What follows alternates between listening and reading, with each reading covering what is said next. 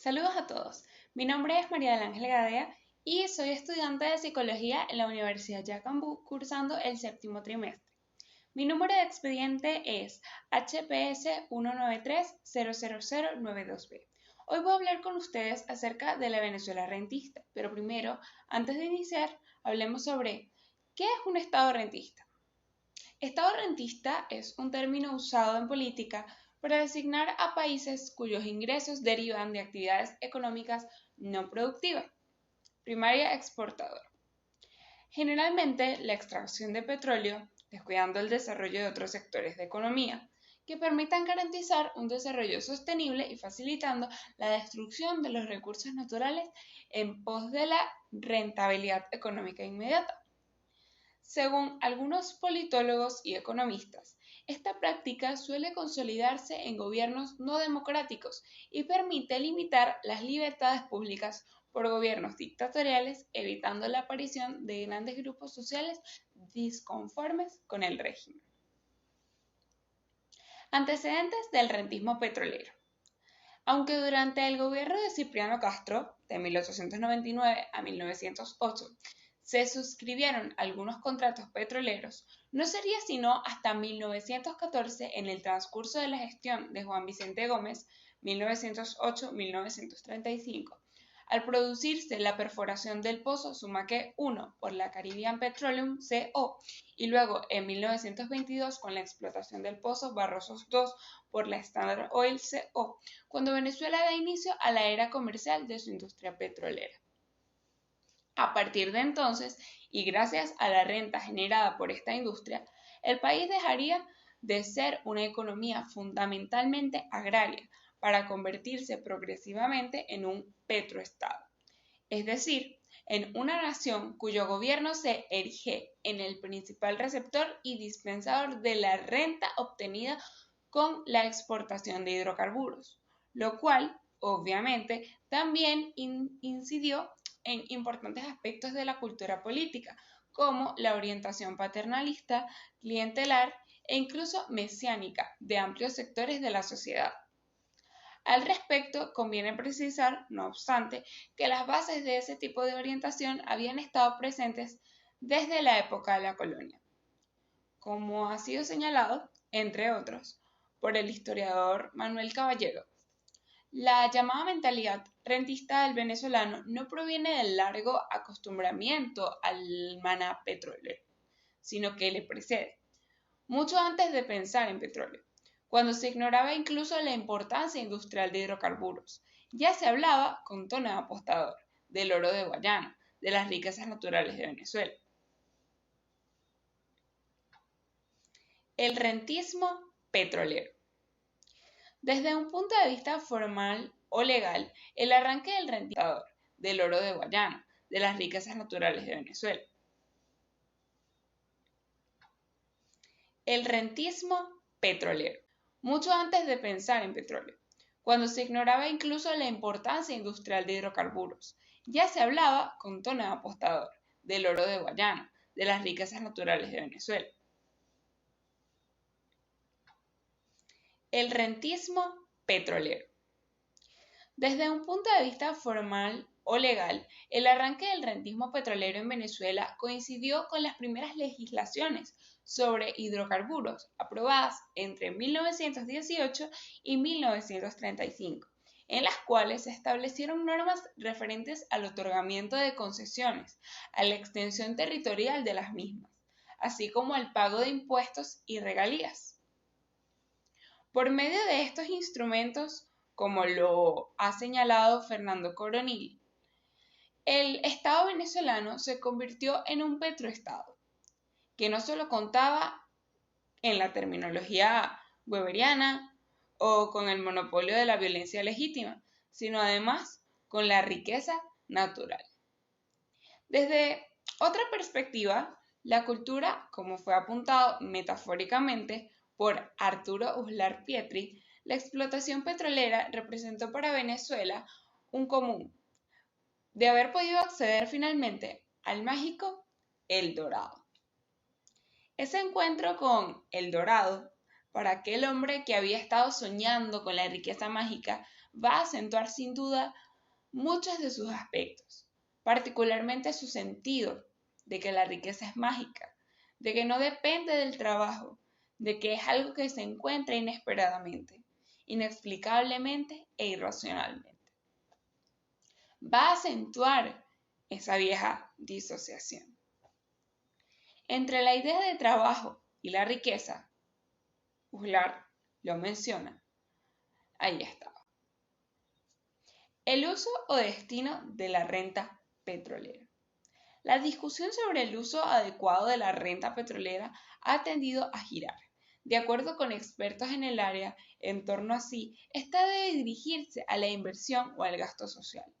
Resulta obvio que no se trata de opciones necesariamente excluyentes, sino del mayor o menor énfasis colocado en cada una de ellas, según el proyecto nacional de cada gobierno.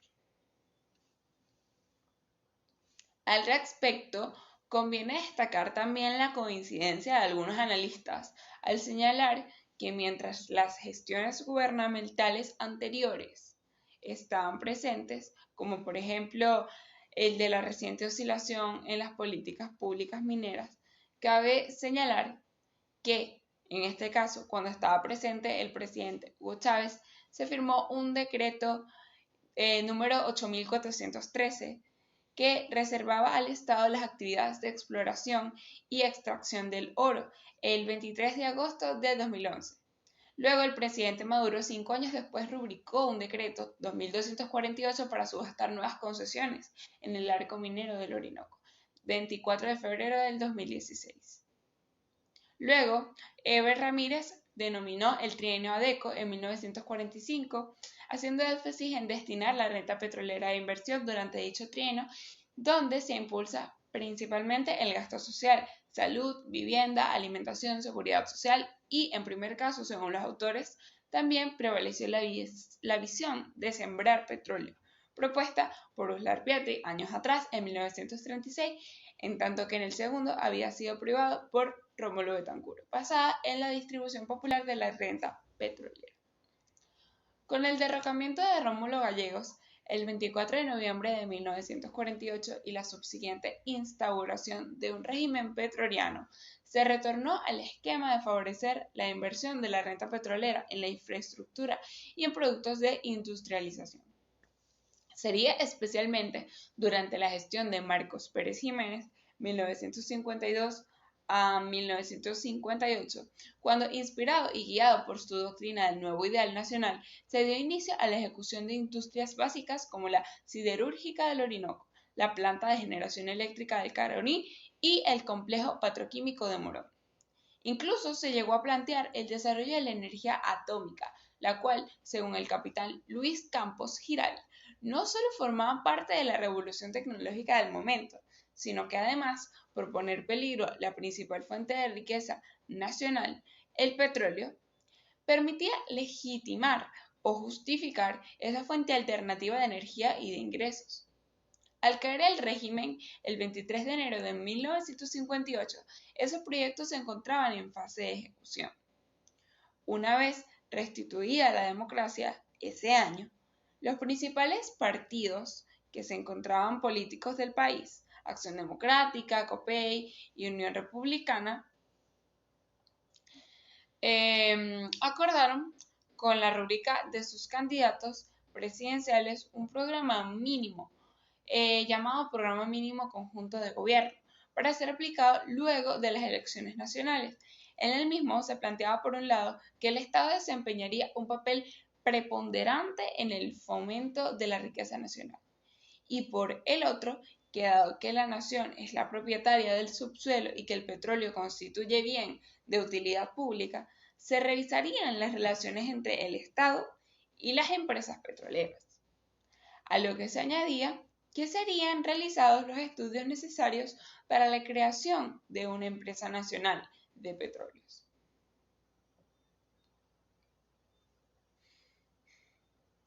Esas consideraciones ponían en evidencia el propósito de los principales actores políticos del país de consolidar el funcionamiento de Venezuela. De hecho, Fue el primer país latinoamericano donde se instaló un reactor nuclear con fines de investigación. Las obras se iniciaron en 1956, pero fueron concluidas en 1960, luego de haber salido Pérez Jiménez del poder. Venezuela y su tradición rentista y la misión del petroestado. No obstante, con el fin de evitar objeciones y críticas ante su posible impacto en la mentalidad rentista de los venezolanos, se incluyó la siguiente proposición.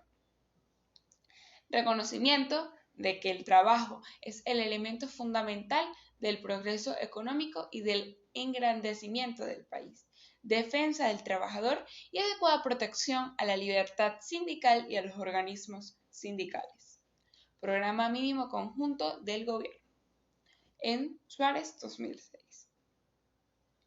Sin pretender extenderme en un recuento detallado de la evolución del rentismo entre 1958 y 1998, resulta conveniente señalar que en los primeros años de ese periodo el gasto social constituyó un elemento crucial en la estabilización de una democracia que se encontraba seriamente amenazada por la insurgencia guerrillera y por los golpes de Estado liderados por militares. Posteriormente, sin embargo, las restricciones al pluralismo, aunadas al clientelismo partidista, condujeron a la llamada partidocracia, que provocaría un progresivo malestar y un rechazo a los partidos tradicionales y a su dirigencia. La implosión de la Venezuela rentista. La crisis que hoy sufre Venezuela tiene sus raíces en la continuidad y profundización del modelo petrolero rentista, lejos de asumir que una alternativa al capitalismo debe necesariamente ser una alternativa de modelo depredador del desarrollo como crecimiento sin fin. Los gobiernos liderados por Hugo Chávez en su momento y Nicolás Maduro han identificado el modelo rentista a niveles históricamente desconocidos en el país. El detonante principal de la crisis por la cual atraviesa hoy Venezuela, más obviamente no la única causa, ha sido el colapso de los precios del petróleo de los últimos 3 años. Mientras en el año 2013 el precio promedio de los crudos venezolanos fue de $100, bajó a $88.42 en el año 2014 y a $44.65 en el 2015. Llegó al nivel más bajo en el mes de febrero del año 2016 con un precio de $24.25. Eso es muchísimo, y sin contar los precios actuales en el 2021. Identificando socialismo con estatismo mediante sucesivas nacionalizaciones, el gobierno bolivariano expandió la esfera estatal mucho más allá de su capacidad de gestión. En consecuencia, el Estado es hoy más grande, pero a la vez más débil y más ineficaz. Menos transparente, más. Ustedes saben qué. La extensa presencia militar en la gestión de organismos estatales ha contribuido en forma importante a estos resultados. La mayor parte de la empresa o las empresas fueron estatizadas en los casos en que siguieran operando, y esto fue gracias al subsidio de la renta petrolera. Tanto las políticas sociales, que mejoraron significativamente las condiciones de vida de la población, como las múltiples iniciativas solidarias e integracionistas en el ámbito latinoamericano, fueron posibles gracias a los elevados precios del petróleo, ignorando la experiencia histórica con relación al carácter cíclico de los precios de los comodatos.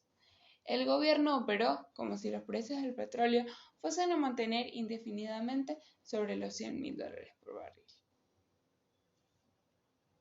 Dado que el petróleo pasó a constituir el 96% del valor total de las exportaciones, prácticamente la totalidad de las divisas que han ingresado al país en estos años lo han hecho por la vía del Estado, a través de una política del control de cambio, que ésta se acentuó una paridad de la moneda insostenible, lo que significó un subsidio al conjunto de la economía. Los diferenciales cambiarios que caracterizaron esta política llegaron a ser de más de 100 a 1. Esto unido a discrecionalidad con la cual los funcionarios responsables pueden otorgar o no las divisas solicitadas. Esto haciendo el manejo de divisas para que se convirtiera en el principal eje en el país. Bueno, muchas gracias por su atención.